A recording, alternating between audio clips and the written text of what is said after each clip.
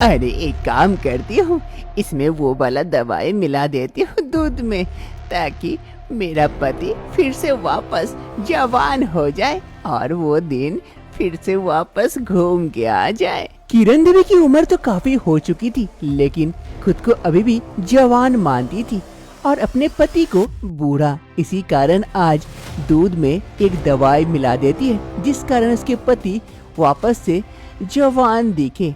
आज किरण देवी अपने कमरे को फूलों से सजाई हुई थी। तभी किरण देवी का पति किशन लाल कमरे में आता है।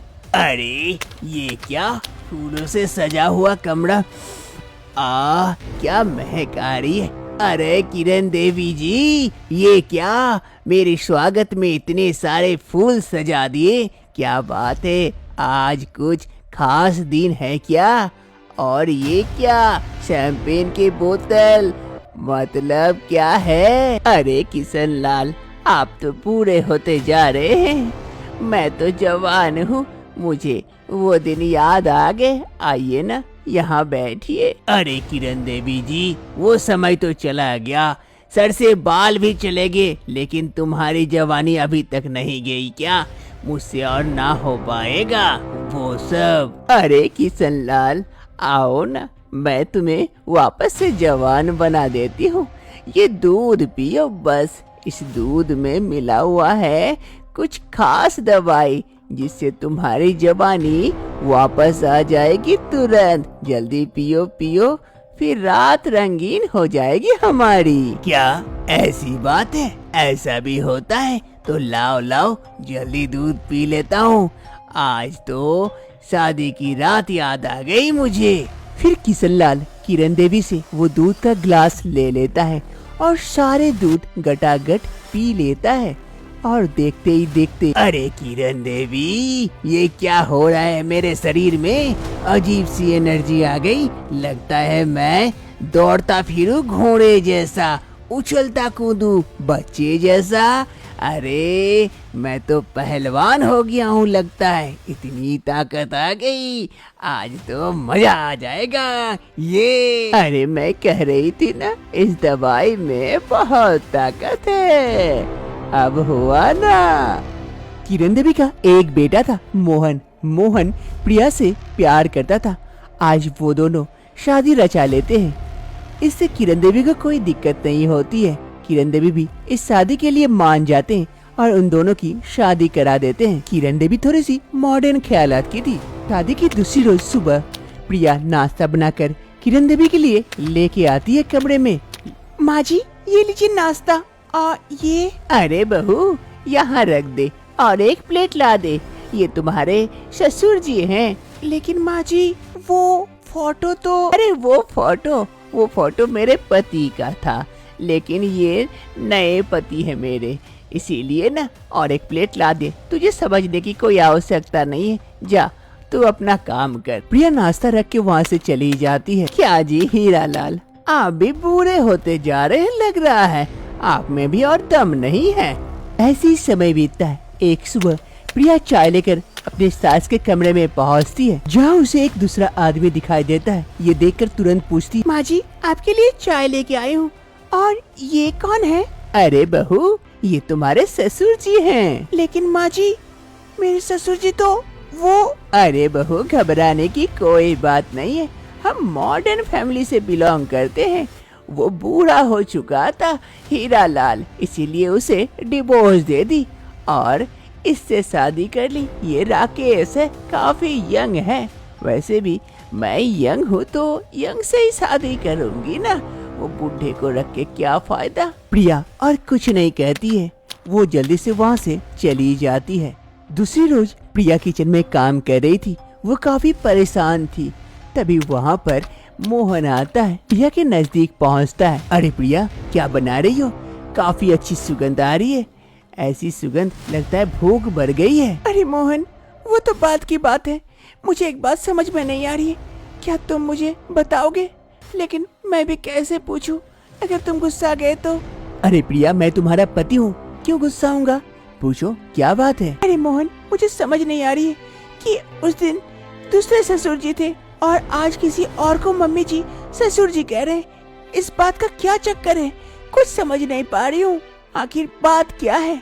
अरे प्रिया, अब मैं तुम्हें क्या ही बताऊं। पापा के जाने के बाद से मम्मी एकदम से बदल गई है। पापा के जाने के बाद मम्मी दूसरी शादी कर ली, लेकिन उससे ज्यादा दिन तक रिश्ता टिका नहीं। वो आदमी को डिवोर्स दे दी और फिर दूसरी शादी की। मैं समझाने का कोशिश किया, लेकिन मम्मी मानने को तैयार नहीं है। वो कुछ मॉडर्न ख्यालात की हो गई है।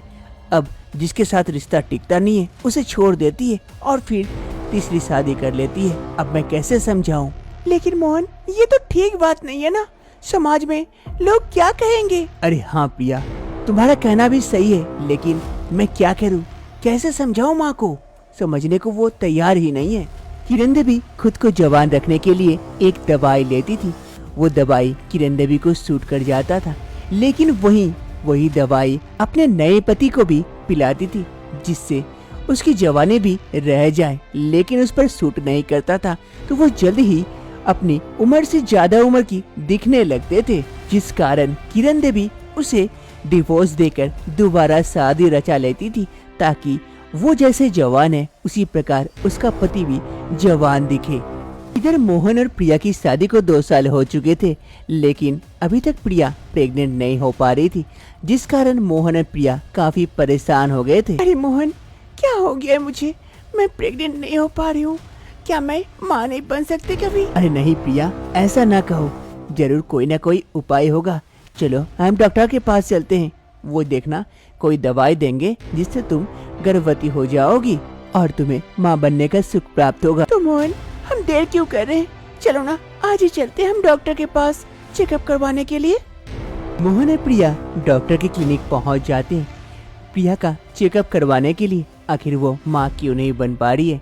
डॉक्टर साहिबा प्रिया को अच्छी तरह से चेक करती है। काफी समय लगता है और इसके बाद, अरे मोहन जी, इनका चेकअप हो गया अच्छी तरह से। अरे डॉक्टर साहिबा, कही ना कि प्रिया क्यों नहीं माँ बन पा रही है। क्या बात है? सच कहूँ तो कुछ इंटरनली प्रॉब्लम है, जिस वजह से प्रिया माँ नहीं बन पा रही है। और मैं ये कह नहीं सकती कब माँ बन पाएगी, कभी माँ बन पाएगी या नहीं, ये भी नहीं कह सकती।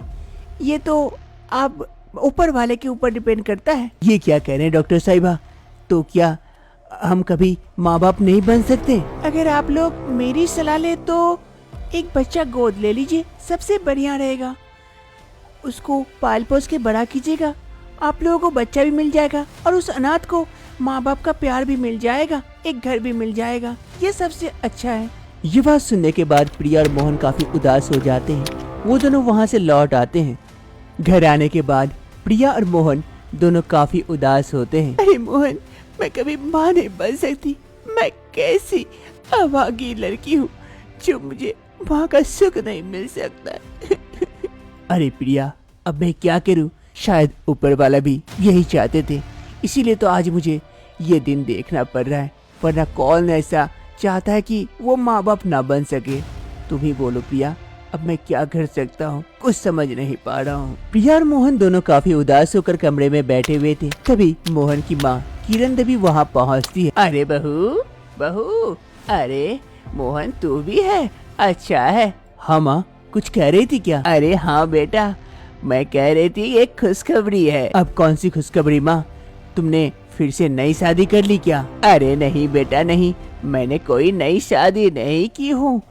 ये खुशखबरी है कि मैं प्रेग्नेंट हूँ, माँ बनने वाली हूँ। इस घर में नया मेहमान आने वाला है, तुम्हारा कोई भाई या बहन आने वाला है। ये कहते हुए किरण देवी वहाँ से चली जाती है।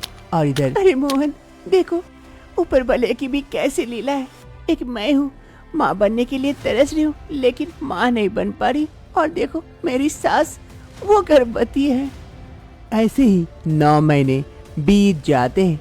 एक रोज किरण देवी का लेबर पेन उठा था। डॉक्टर साहिबा आई हुई थी। अरे माँ जी, जोर लगाइए, थोड़ा सा जोर लगाइए, अभी बच्चा बाहर आ जाएगा। जोर लगाइए माँ जी, जोर लगाइए।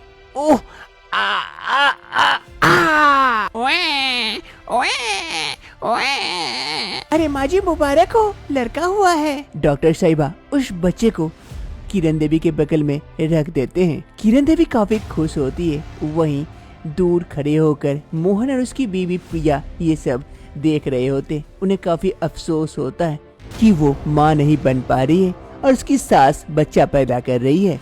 ऐसे ही 2 महीने बीत जाते हैं।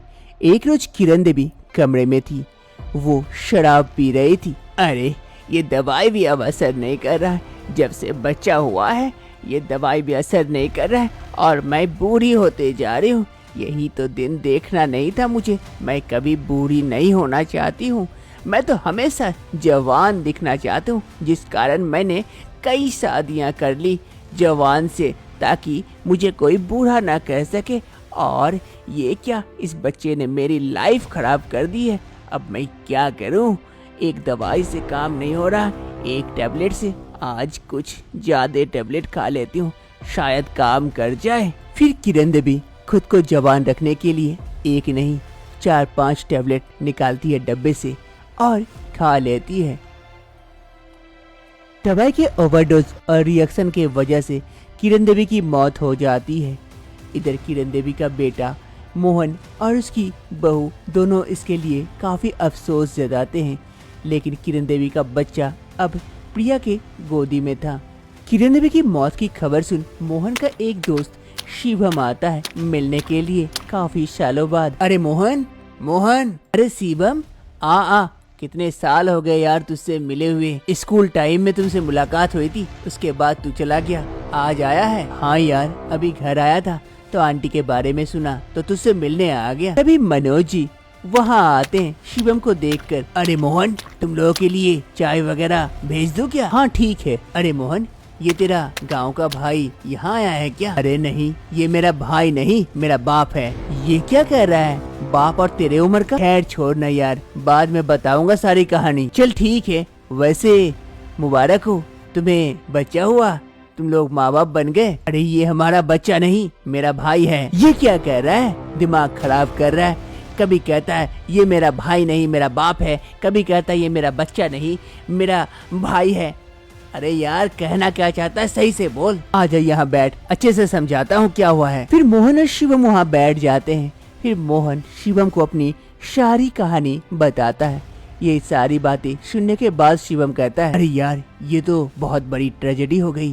खैर छोड़, सुन, तुझे कोई बच्चा नहीं हो रहा है तो तू क्यों ना अपने भाई यानी आंटी के बच्चे को अपना बच्चा मान ले।